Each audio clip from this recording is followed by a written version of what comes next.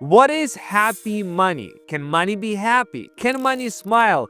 Do money has emotion? When you make money, grow money, multiply money, spend money, can you do it in a way that you feel gratitude, you feel appreciation, you feel love?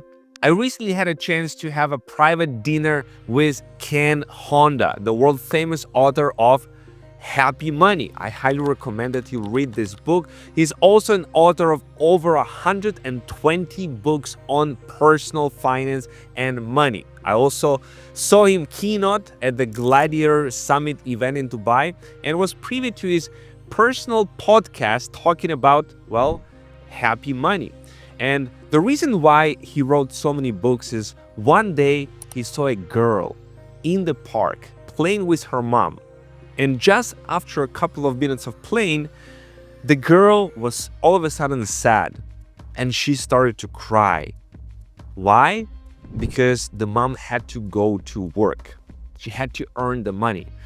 So he thought, what if I can help people who are not wealthy and not already millionaires, but people who still stuck at work, they need to make money and they don't have enough time to spend with their kids. That's drove him and motivated him to write Happy Money and so many books. So let's dive in this video about 7 rules for you to feel richer without chasing for more. How do you make a better relationship with money? How do you spend it that it builds wealth instead of drains it? How do you make this emotional connection with money? And if you are in fear right now, if you feel stuck, if you've lost money, well, watch this video. So let's admit it, most money in the world that are circulating are unhappy money. And I'll prove the point to you. Have you ever felt that you are working and you are sacrificing with your work, you are unhappy in your work? Have you ever paid a bill and you felt angry? You see, a lot of people in this world, they are doing work that is unsatisfying, that is not fulfilling them, that they hate, right? They go to a job and they hate it, they resent it, or they sacrifice. And that is a source of unhappy money.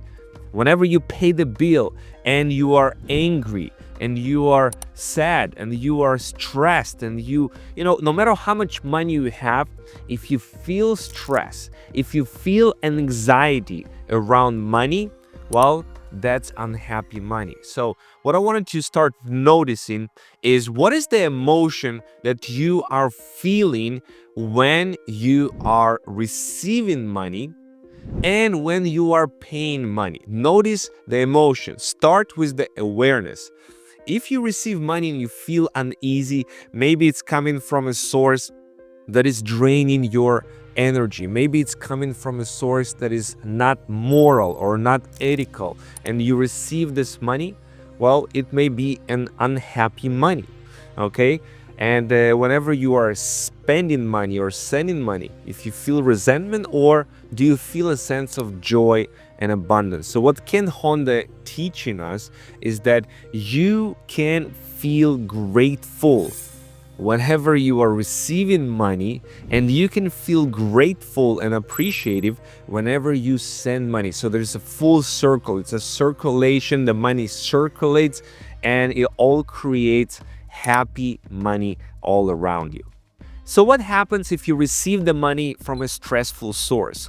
Well, Ken's advice is to launder this money with happiness. Happy money laundry. That's what he calls it. It's quite interesting. So the concept is, be grateful and say thank you for the money that comes in. Wash it with love and with gratitude, and then respect it and direct it to positive sources. Help people in need, do charitable work, create an amazing experience for your spouse or for your family or for your kids. And now with someone, you turn the unhappy money into happy money. Then there is the easy money trap. Easy money can feel very exciting. Those quick flips, those fast wins, those lucky plays.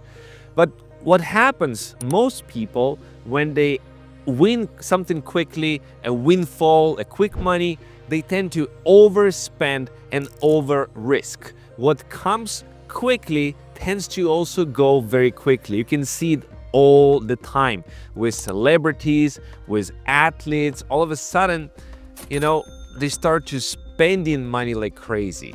Their burn rate, how much money they spend per month, it goes through the roof. And they are trapped in this lifestyle, but also they start to risk much more. They get into this dopamine, this adrenaline, this emotional thrill. It's no longer about returns and being rational. It all becomes emotional, and then it creates a lot of trouble. So I personally, and based on my personal experience, I do not recommend you to gamble, to chase quick money, to chase those fast cash infusions, because they are very risky to your long-term wealth. You need to build a proper foundation. You need to have the system. You need to have the great habits. You need to have a long-term plan for your money, and you need to earn the right to risk or speculate, which can come way later, and also with a huge caveat. And unfortunately, I see people all the time who have not built a proper foundation, who have not become wealthy, and they go and try to chase the easy money, and they keep coming back to square zero.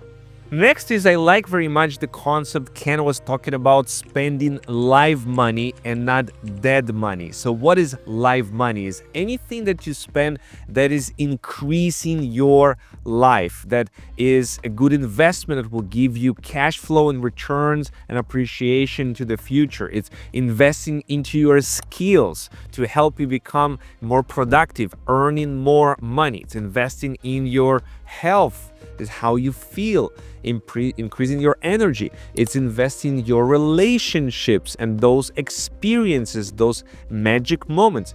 What is dead money? Dead money is money that just goes without any return, just goes dead. It can be an ego status symbol that you buy some kind of a necklace, some kind of a jewelry, and it just sits there. It's just, you don't even wear it. Like, maybe you wore it like 1 or 2 times, you know what I mean? And that's it. It's sit in your closet doing nothing, collecting dust, right? Or you might put money into something that you don't understand. Somebody told you, oh, just put money in this, buy this, and you just do it blindly, and it becomes dead. You lose this money because you did not understand where you put the money. So try to make the conscious choice. When you spend your money, ask yourself, is this gonna increase my life, increase the returns, and generate something from me back, or it's just gonna be dead money? That's a good question to ask yourself. Next point, or you're gonna love this one, especially if you lost some money, and who of us on this earth have not lost any money? So whenever you lose money, don't call it lost.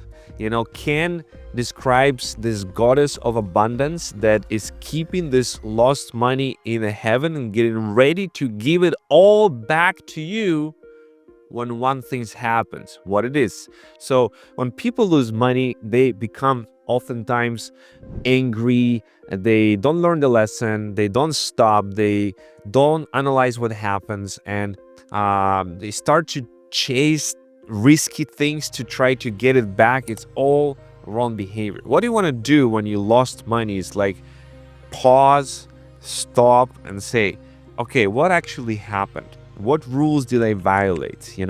What is the lesson in this? How can I not repeat this mistake ever again? And then focus and channel your energy into what's called an ikigai. It's a Japanese philosophy of, you combine what you're good at and what people are willing to pay money for, and your skills and what you enjoy. And this is your craft. And you should focus on your craft, on your gift, on helping other people, serving other people. That's when the goddess of abundance is gonna, okay, this guy is on the right path, and you're gonna get all this money that you lost, everything back, and with multiples. So I really love this lesson. If you start reframing that, there's no money ever that you've lost. It's right there waiting for you. Get back on the path and you'll make so much more. Next point is stop trying to manifest millions without taking any risks. You see, people say stuff like, oh, I want to be rich, I want to have $1 million, but their reality, their calendar, their actions, they're actually saying something completely different. And that is, I want safety, and they stuck for a job for years that they maybe don't like, but they appreciate the steady paycheck. They are not willing to take risks. They're not willing to get rejected. They're not willing to go and ask something. They make a partnership, start the business, launch something. I mean, the list goes on. You have to be willing to put yourself on the line, to face the reality that some people are not going to like your work. Step into your creative and imagination powers. You got to be willing to risk something. Risk your capital, risk your time, risk your effort, risk your reputation. Otherwise, you'll feel stuck. So your actions are gonna show you what is in your subconscious mind, what's really going on. Are you really, do you really want to manifest millions and millions of dollars in abundance? Then go and take some risks. And probably one of the most important lessons that Ken is teaching is about your attitude, your emotions in regards to money. So whenever you're receiving money, feel happy, feel gratitude, feel appreciation for the money. And whenever you give money, you spend money, also feel gratitude, love, and appreciation. So that way you are in gratitude mode, and try to focus as much as possible to put smiles on people's faces. Circle more of that goodwill. So I hope that you enjoyed this video, took a lot of notes. I encourage you to go deeper, to read the book, of course, and to do something great with your life, and to heal that relationship with money. So it is okay to spend, but something that is live, something that is gonna enhance your life. It is okay to work, but do something meaningful that you enjoy, that you helping other. Find your ikigai, find your North Star. Okay, and and subscribe to the channels for more videos like this. There's also a guide you can download, the 5 steps to turn your income into lasting wealth. It's sharing some of the fundamentals that you need to know when it comes to your financial management, when it comes to your wealth building. It's been Vitaly Dubinin, founder of Cashflow Passive, and I'll see you in the next videos.